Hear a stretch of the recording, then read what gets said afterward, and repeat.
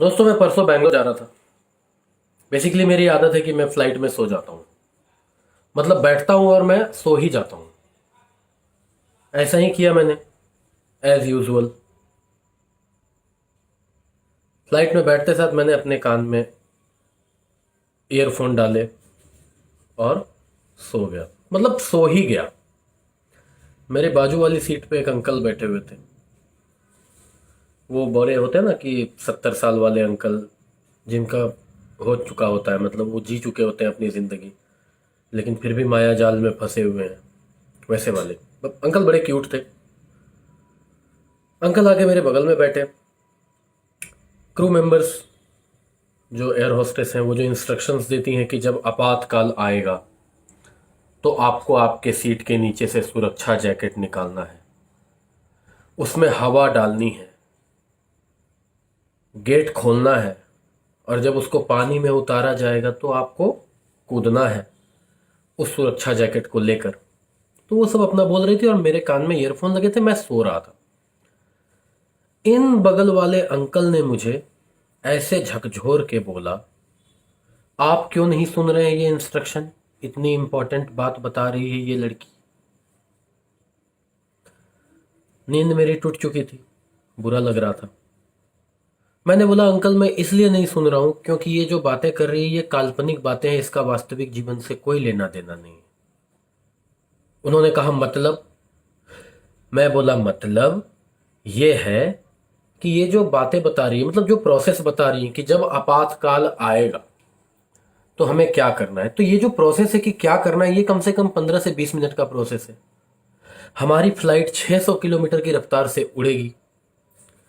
उसके बाद धरती से 10 किलोमीटर की ऊंचाई पे रहेंगे हम। और जब आपातकाल आएगा तो वो स्पीड 600 किलोमीटर से बढ़ के सीधे दोगुनी हो जाएगी 1200 किलोमीटर की। तो आप ये बताओ कि जब आपातकाल आएगा तो 1200 किलोमीटर की रफ्तार से 10 किलोमीटर की ऊंचाई से नीचे जाने में हमें कितना वक्त लगेगा? बोले यही कोई 4-5 सेकंड। मतलब बस। तो आपको लगता है कि आप जब आपातकाल आएगा तो आप वो बटन दबाएंगे? एक तो आपातकाल आएगा तो आपका दिमाग काम नहीं करेगा कि अब क्या करें। सब कुछ कर भी लिया आपने तो आपको लास्ट में एहसास होगा कि सीट बेल्ट बंधी हुई थी और आप उसको खोल नहीं पाए और आप गए। एनीवेज, तो जब आपातकाल आएगा तो आपको लगता है कि आप, मतलब कि वो बटन दबाएंगे, उस सुरक्षा जैकेट को निकालेंगे, उसमें आप हवा डालेंगे मुंह से फूंक के? आपको देख के तो नहीं लगता कि आप वो कर पाएंगे। एनीवेज, तो यही है कि वो जो बातें बता रही है वो काल्पनिक बातें हैं, उनका वास्तविक जीवन से कोई लेना देना नहीं है। वो बस बता रही हैं, आप बस सुन लो। मैं बचपन से सुनता आ रहा हूं, आज तक आपातकाल नहीं आया है, लेकिन मैं 110% श्योर हूं कि जिस दिन आपातकाल आएगा वो लास्ट ही आपातकाल होगा मेरा। तो बोले मतलब इसका क्या सॉल्यूशन है फिर?